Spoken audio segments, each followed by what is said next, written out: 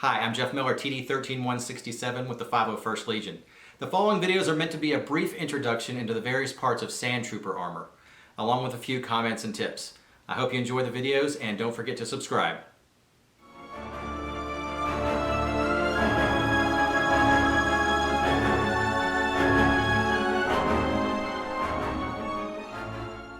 Alright, welcome back to another episode of my Sandtrooper armor. Today we're going to be talking about the backpack. So when I transport my backpack, I wear it, obviously, but I wear it to the event, and I keep a cover on it. And the only reason I do this is the backpack kind of stands out like a sore thumb, and I try and cover up as much of the stuff on the backpack as possible. This is just a standard backpack cover that you can buy on Amazon for people who go backpacking, and I guess this is waterproof. It keeps the water out of your backpack if you're walking through the woods. But I use it so that I can cover up the backpack to kind of maintain the illusion of that I'm not just a normal person wearing armor for the kids that see me. I don't want the kids in the children's hospitals or at the cancer wards to see me kind of coming in. And I just feel like it ruins the magic for them. So little simple things like this, I keep all my armor in a case. I'm kind of low-key when I show up, and I keep this cover on my backpack. But once you pull the cover off, there's everything underneath. So what I did was I built my backpack when I was waiting on my armor. My armor had I think it was a 6 to 8 month waiting list. My armor's ATA. That's the brand, that's the manufacturer.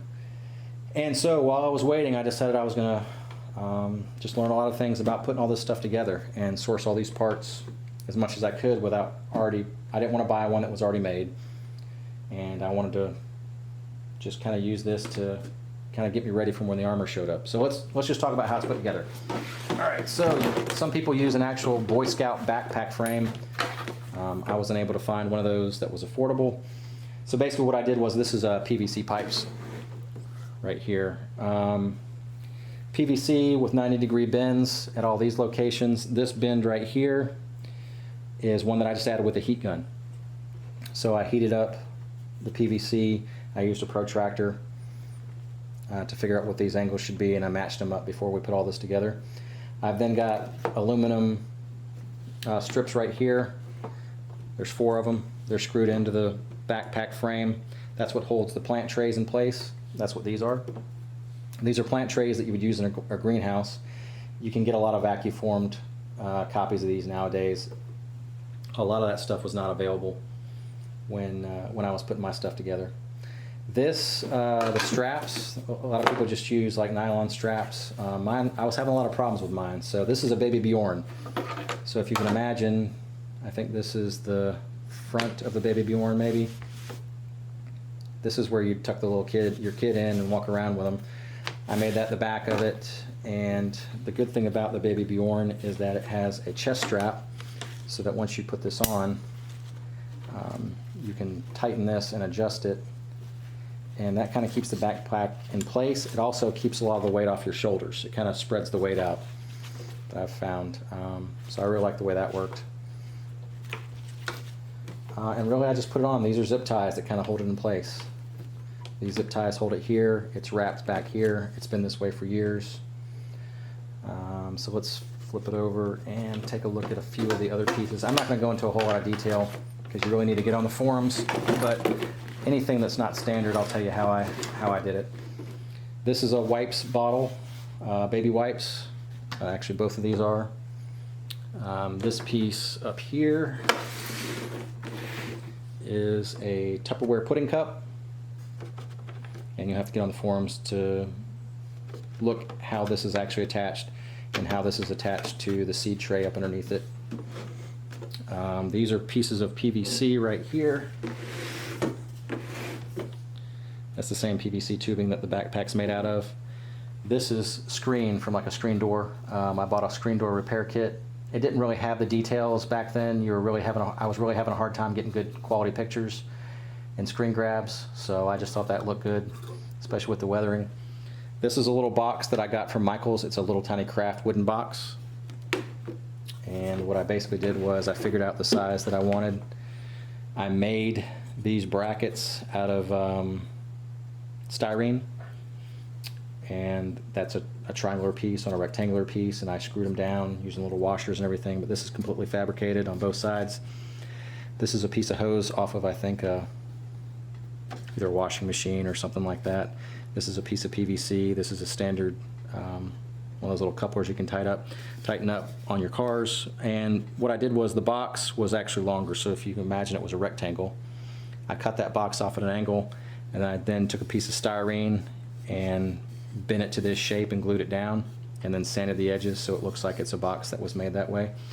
That's the same way this was. This was a wooden box from a craft store. Had a lid on it that you could open, make yourself a little jewelry box or something, I don't know. Took the top off, cut a piece of styrene, and glued it down to the top of the box, and then basically just came back with a sander and rounded the edges off like that. This is black electrical tape. That's on there because it's on there in the movies. That's what it looks like. This part right here came with the armor. This would actually be the mortar tube on a TK.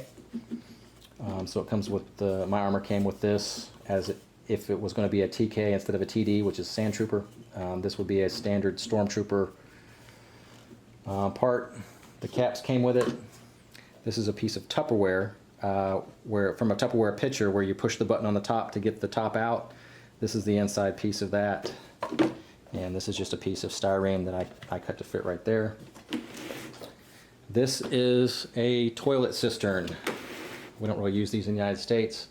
So I think this came from Malaysia. There was one guy that was a Sandtrooper who found someone who sourced them for him, and he must have sold hundreds upon hundreds of these over the years. But basically this is the cistern right here. In the screen accurate version, it has these ribs on it. These are actually zip ties. So I drilled holes right here, pulled the zip ties through, used, I think I actually used super glue on these to get these to stay in place. Line those up. This is a separate piece of plastic. This is another Jell-O pudding cup from Tupperware. And this piece down here is a faucet cover. They don't make these anymore. And since I built my pack, the guys have gone through and realized that it was a canteen, they think, on the bottom instead of something like this. So, but anyways, mine's got aluminum brackets on it. Taped it off and painted it. It's got this little tab, and then they call this the stinger. And this was the best approximation I could do at the time based on what I could do from the screen grabs. The other thing that was kind of hard to find when I was building my backpack was the radio. So it was just getting to the point where people were starting to do, I don't think anybody was 3D printing yet, but they were doing casts of some of the original radios that people would get a hold of. And they were pretty expensive. So this is actually, this entire thing is built up styrene. I found a pattern online. So there's the back plate, cut a hole in it. This is the top off of an orange juice bottle. This is the top off of an old radio. Right here where I've drilled some holes through it to make it as accurate as possible. These are knobs off of a radio, and I did some stuff on the inside of this box so that the knobs will still turn, you know, if anybody wanted to mess with that. These are switches off of an old radio. Then I cut out these top relief pieces. Here is just additional styrene that's all glued down. All these things that look like brads are just finish nails. So I drilled a hole in at each of these locations, put the nails in, glued the nails in place, and then from the back side cut the nails off. I've got this wired down because this piece of wire is in a lot of the photos as well, and I don't put anything inside of this. These are all built up pieces as well with styrene, where I just kind of rounded off the edges with sandpaper. This is again a round piece of styrene where I drilled the holes in it. What I did on this piece right here, this is another piece of styrene, and I went through with a Dremel tool with a cutting bit, and I laid this pattern out, and I cut these, and then I pushed these down and bent them a little bit. I might have hit it with a heat gun, I can't remember. And I found the stickers online and printed those out. At one point I had a battery pack in here and this would light up and everything, but to tell you the truth, it just became too much trouble to do that.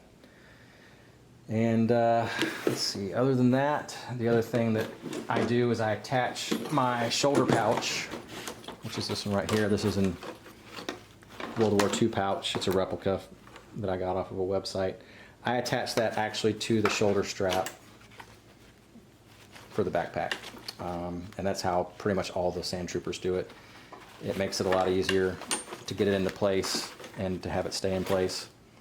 So the way this comes is pretty much the way that you see it. This pouch here was actually, it comes right off the edge right here. It was sewn on right here. So what you have to do is you have to take this pouch off, move it over, and again, all I did was E6000 it. To age this pouch, I kicked it around in my, first thing I did was spray painted it. I taped off all of the leather, which I think was already black, and then I spray painted all the fabric because it was more of an olive drab or a blue maybe. And then I kicked it around in the mud in my driveway. There is styrofoam, rectangular styrofoam pieces, and all three of these to hold their shape, and a rectangular piece of styrofoam and this piece for that to hold its shape. And then basically you just beat the hell out of it with something. And that's pretty much it. There's a lot of details on the backpack. So if you've got questions, you can put them below. I'll try and answer them best I can. Really, my recommendation, though, is to go to the Sandtrooper forums. You can go to the 501st website. You can go into the costume reference library, and they'll have a link for the Sandtroopers for their forums. And there's a lot more information on there where these guys can detail this stuff out. But that's pretty much it. Thanks for watching. Check back in. I'm going to keep doing videos on the rest of my armor, as well as what it's like to prepare for a troop, how we set up our troops, what we do the day of when we show up, and then depending on where the troop is, if it's a public location, I'll try and get you some video footage of interacting with people when we troop and stuff like that. So see you guys soon. Thanks.